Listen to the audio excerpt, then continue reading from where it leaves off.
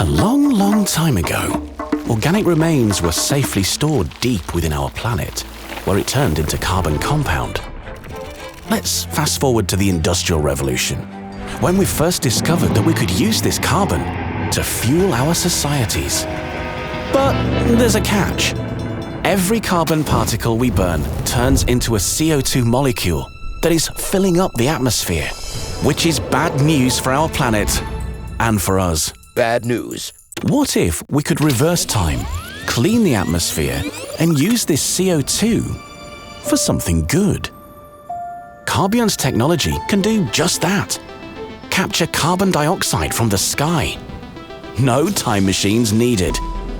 Our carbon-soaking sorbent cleans the air and enables us to store or reuse the CO2 in fields such as transport, agriculture, and construction.